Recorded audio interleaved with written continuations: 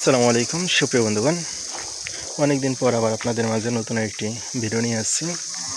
এখন আমি যে জায়গাটিতে আছি এটা হলো কার্তিকপুর জমিদার বাড়ি। তো আজকে আপনাদেরকে এটা ঘুরে দেখানোর চেষ্টা করব, তো ভিডিওটি স্কিপ না করে আমাদের সাথেই থাকুন। এখন আমাদের সামনে যেই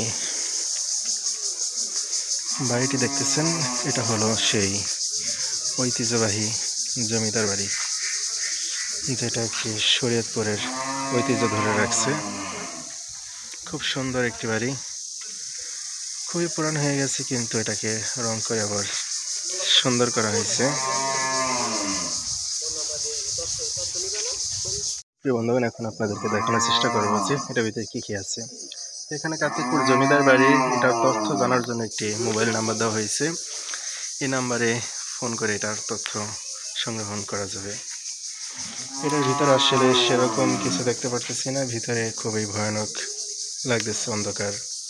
পাশে একটা পানির পাম্প দেখা যাচ্ছে, ভয় লাগতেছে ভিতরে কি না কি আছে। অনেক পুরানো জিনিসপত্র, লাকড়ি লুকড়ি এগুলো দিয়ে এটা সাজানো।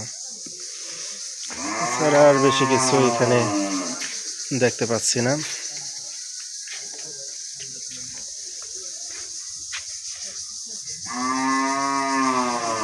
কারেন্ট মানে ভিতরে আছে, কারেন্টের তার আছে এটা ভিতরে। অনেক আগের তো সেই কারণে ওয়ার্নিং করা নাই, তো আধুনিকের কোনো ছোঁয়া এটার ভিতরে পাইনি এখনো। তবে জরাজীর্ণ হওয়ার কারণে বাড়িটাকে রং করে সুন্দর করা হয়েছে, যাতে দর্শনার্থীরা আইসা এটা উপভোগ করতে পারে, সেজন্য।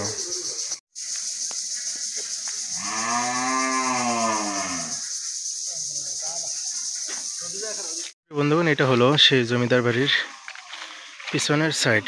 এখানে একটা সিঁড়ি দেওয়া আছে, সেই সিঁড়ি দিয়ে হয়তো বা আগের দিনের সেই জমিদাররা এই বাসায় যাইতো। তো এখানে বিশাল বড় একটি বাগানও আছে, পাশে নদী আছে, পাশে পুষ্করিণী আছে। এখানে আবার দেখা যাচ্ছে যে ছোট ছোট কিছু ঘর আছে, আধুনিক ঘর যেগুলো মানুষ থাকার জন্য, সেগুলো আছে। তো এটার পাশেই সেই ঐতিহাসিক জমিদার বাড়ি।